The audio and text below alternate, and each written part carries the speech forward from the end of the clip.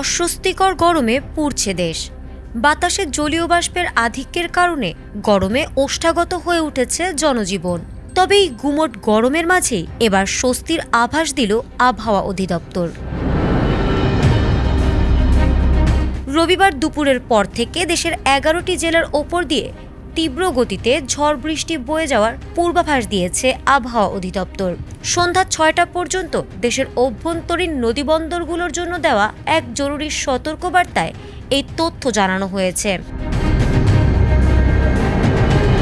আবহাওয়া অফিসের বিশেষ বুলেটিনে জানানো হয়, রংপুর, দিনাজপুর, ময়মনসিংহ, খুলনা, বরিশাল, পটুয়াখালী, নোয়াখালী, কুমিল্লা, চট্টগ্রাম, কক্সবাজার এবং সিলেট জেলার ওপর দিয়ে সঠিক প্যাড আর সঠিক তথ্য দিয়ে এসু সামলে নিব এক হয়ে। Monalisa sanitary napkin. এই বৈরী আবহাওয়া বয়ে যেতে পারে। এসব অঞ্চলে দক্ষিণ অথবা দক্ষিণ পূর্ব দিক থেকে ঘন্টায় 45 থেকে 60 কিলোমিটার বেগে অস্থায়ীভাবে দমকা অথবা ঝোড়ো হাওয়া বয়ে যাওয়ার শঙ্কা রয়েছে। সেই সঙ্গে আকাশ মেঘাচ্ছন্ন থাকবে এবং বজ্রসহ বৃষ্টিপাতও হতে পারে। উদ্ভূত পরিস্থিতির কারণে সংশ্লিষ্ট এলাকার নদীবন্দরগুলোকে 1 নম্বর সতর্ক সংকেত দেখাতে বলা হয়েছে।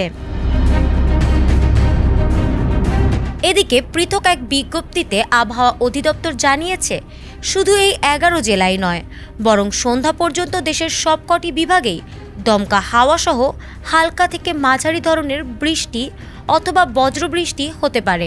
একই সঙ্গে দেশের কোথাও কোথাও অস্থায়ীভাবে বিদ্যুৎ চমকানোর পাশাপাশি মাঝারি ধরনের ভারী বর্ষণের সম্ভাবনা রয়েছে। আবহাওয়াবিদরা জানিয়েছেন, বাতাসে আর্দ্রতা বেশি থাকায় বৃষ্টির আগ পর্যন্ত এই ভ্যাপসা গরমের অনুভূতি কমবে না। তবে সারা দেশে ঝড় বৃষ্টি ও ভারী বর্ষণের এই প্রবণতা চলতি সপ্তাহের বাকি দিনগুলোতেও অব্যাহত থাকতে পারে।